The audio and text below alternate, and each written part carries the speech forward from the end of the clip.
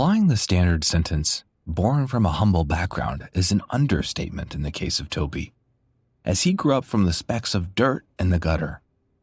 The latter sentence describes better the kind of rough childhood he had.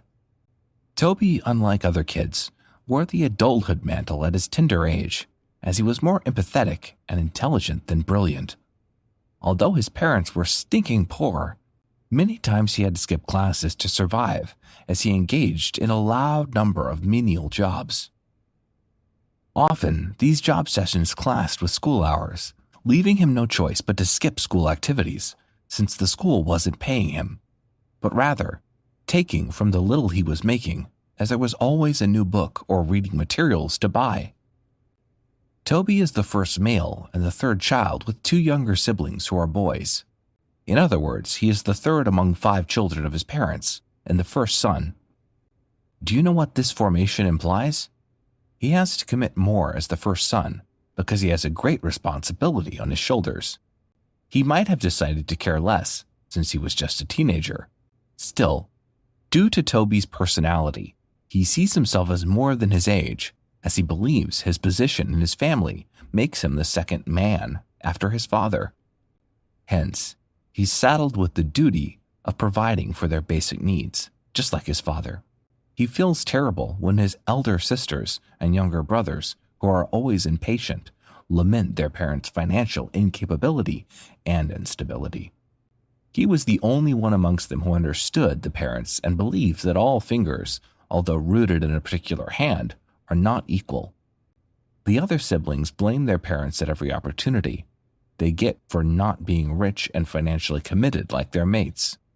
On several occasions, they had compared their father with the neighbor in the next house, Mr. Tadden, a business owner with his firm, and was assured to be living just as fine as he had a fleet of luxurious cars in his compound. It is wrong to play the compare and contrast game on Daddy. He's not lazy, and he's trying his best, was Toby's frequent defense line, but they often attacked his statement by uniformly echoing, his trying is never enough. The humiliation of his father from the children, Toby's siblings, and several other reasons, coupled together, made Toby engage in petty jobs that made him pay wages, and the majority of his earnings he spends on his siblings, which went on for years. Toby's love for tech and programming made him decide to learn the skill professionally, immediately after high school. He had gathered some funds to sign up. He was prepared. He saved up for 4 years from his street jobs and often kept the money in a secret hole known to him only. This weird method was applied after he was taught an unforgettable lesson. Do you care to know what happens before the whole saving procedure?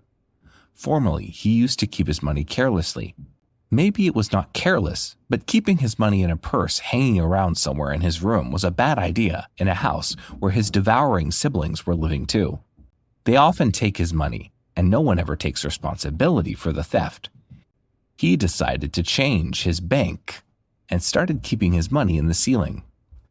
The outcome wasn't successful too, because this time, the money wasn't stolen, but eaten by rats. These previous experiences made him dig a secret hole, which turned out productive, as his hungry siblings never found out about the spot, and even the rats couldn't prevail. He overcame his adversaries. Toby later married Maria. They had 3 kids together and were all boys. He was living a mediocre life, but that's not what he envisioned. He wanted more from life as he didn't want to endure his father's humiliation. On a fateful day, he concluded to move to the city in search of greener pastures, having convinced his wife that for them to live the lives they dream about and to give their kids the best care, he had to go to the city to further his programming learning. The wife, naturally, disagreed, but since it was for a better life, she couldn't insist further. Toby promised to visit home at least once a month to see the wife and the kids, as they were still very young. The eldest was just 5 years old, the other 3, while the youngest was around a year senior. The city was in a different state entirely, but Toby kept to his words and visited just as they had agreed. He needed to raise some capital to build his own company when he was done learning. He had to work extra hours in the city. At some point, he became a freelancer for top-notch companies, earning well. he was able to raise something tangible. He developed and launched his first software. Things began to change positively as he demanded the relocation of his wife and kids. After a few years, his company has kept a sound track and record. It topped as the best programming company in the city, attracting wealthy angel investors. This made Toby's company well known, with several branches across the country. In no time, Toby had become very wealthy and lived the life he had wished for with his wife. He overcame his greatest fear as he gave his children all the care and attention he didn't enjoy as a kid. He sent them to the best school in the city, paid their allowances before due time, and practically did everything a father was supposed to do for his kids. When it was time for them to start working, he established them in their individual choices of a business. He eventually became a billionaire after his company expanded to the entire continent and broke out of it. He now has a company in 53 countries. Toby became a well-respected man in his country, and his biographies were taught in schools to motivate kids that there is no limit to what they can achieve, irrespective of where they are coming from, as Toby is a living testimony. Even though Toby is successful in his niche, he never forced his business on any kids. He didn't impose his choice on them, but instead respected their decisions and gave them his full support. After about 30 years of recognition, Toby's boys had grown up and had established themselves with financial and psychological support from their father.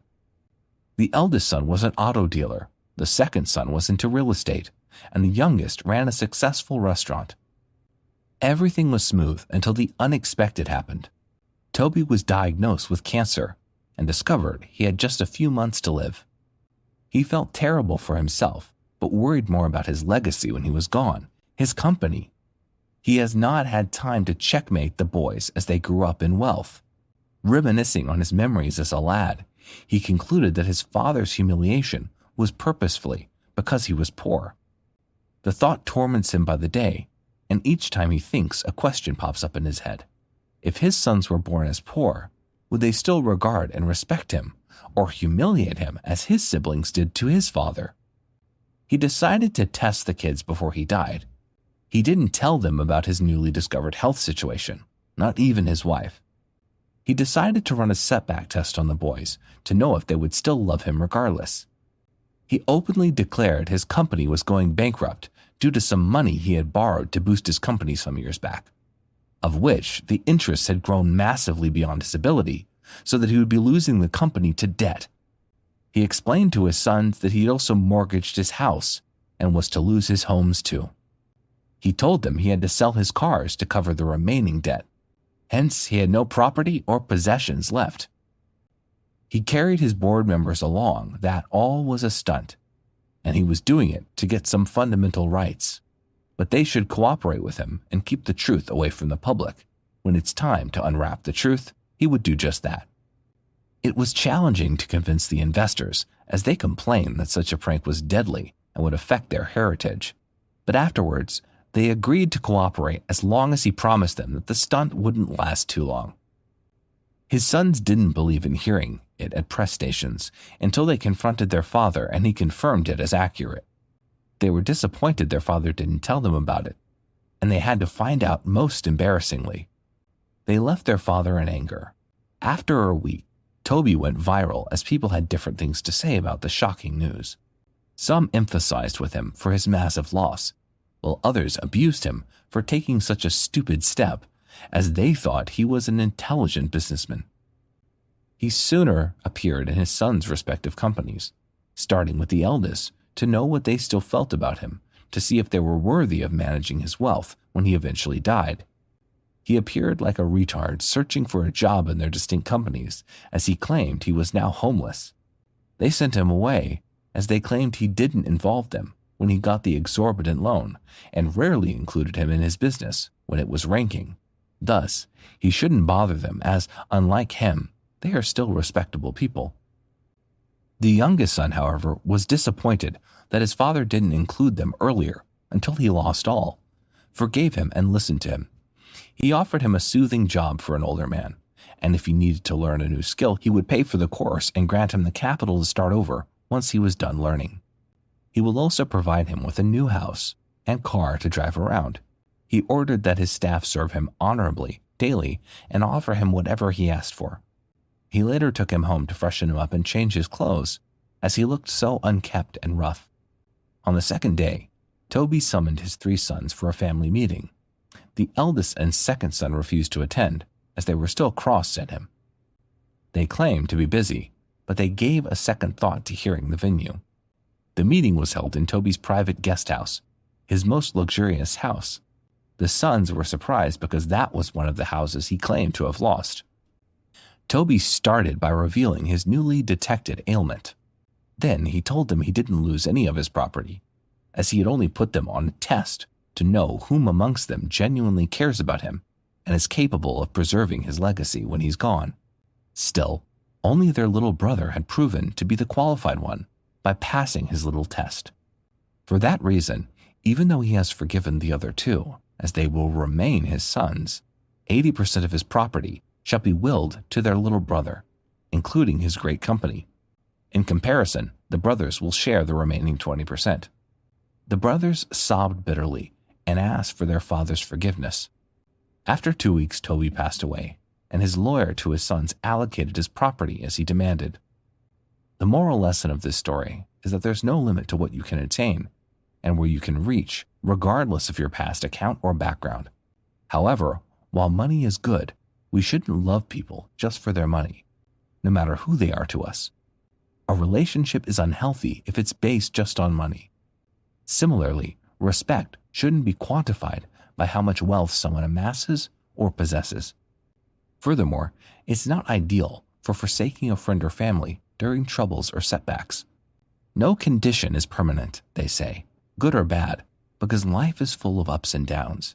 When a family or friend falls, it's our utmost responsibility to be the shoulder they can lean on by helping in whatever way we can. In some situations, money might not be the solution. They could all need words of encouragement or physical presence to get back on their feet. So when someone falls, don't make fun of their situation or detach. Instead, help them rise again. That's what a family or friend should be about. Conclusively, getting crossed at someone for not doing the needful at the right time is okay, like in the case of Toby. He didn't carry his family along on time. But then your anger shouldn't overshadow the bond and relationship you have built with someone over the years. Learn to forgive soon, just like the youngest child did. Don't hold up to someone's flaws for long, as no man is perfect. Be the reason why someone who is sad smiles again. Be the reason why someone who has fallen rises again. Be more of a strength than a weakness.